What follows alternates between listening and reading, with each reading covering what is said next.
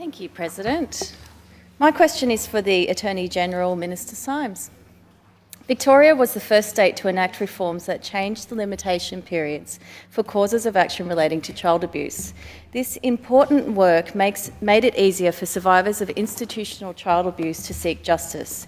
Yet permanent stay applications, once intended to be used in exceptional circumstances, are increasingly being used by institutions as another loophole to deny survivors access to justice and proper compensation.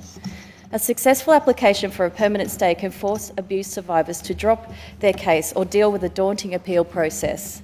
In some cases, they are met with the cost of applications. So my question is, what is the Attorney doing to protect the integrity of our justice system so that survivors of institutional child abuse are not denied access to the justice due to institutional misuse of permanent stay applications? Minister. Thank you, President, and I thank Ms Payne for her question. And look, it's a really important topic, and this government does not shy away from unequivocally condemning acts of violence, particularly sexual abuse against children, and we have a strong record in responding to that, and particularly in relation to institutional settings. As you've identified, there has been a range of amendments and range of provisions designed to tackle the barriers that we know can often stand in the way of a sexual abuse survivor coming forward or indeed accessing the justice system. We've made it easier to undo unfair agreements that have been made. We have made it easier to sue organisations that are no longer financially viable. We have a redress scheme. Redress scheme is a really important thing because it has a much lower threshold of evidence than the courts, and is designed also to have not just a monetary recognition of what has happened, but also counselling, networking and support services that go to helping deal with the trauma that obviously goes along with that. Permanent stays are not a callous decision necessarily of a court.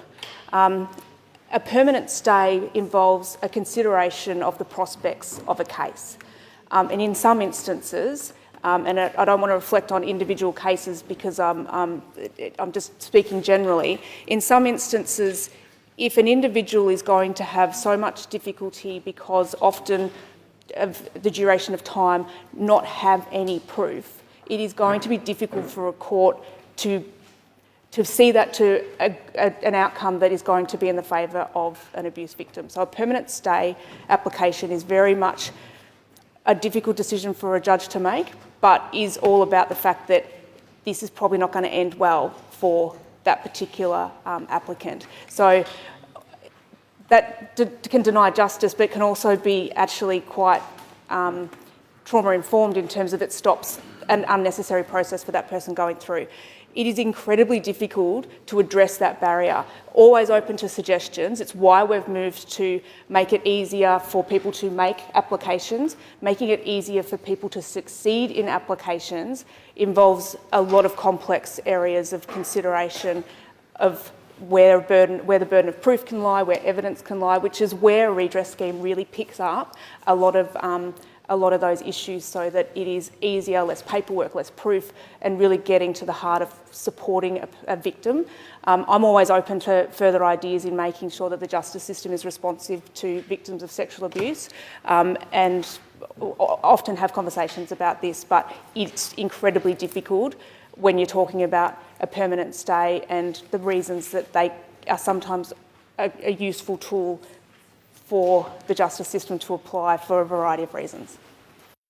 Ms Payne, on supplementary. Thank you, President, and I thank the Attorney for her very considered response. And I feel as though you probably did touch on this in relation to the judiciary, but by way of supplementary, I ask, will the Minister consider restrictions on the use of permanent stay applications?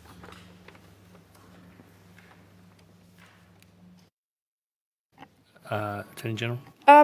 Look, I'm happy to have a conversation with the courts in relation to how frequent they're used and whether they see any changes that could be considered there.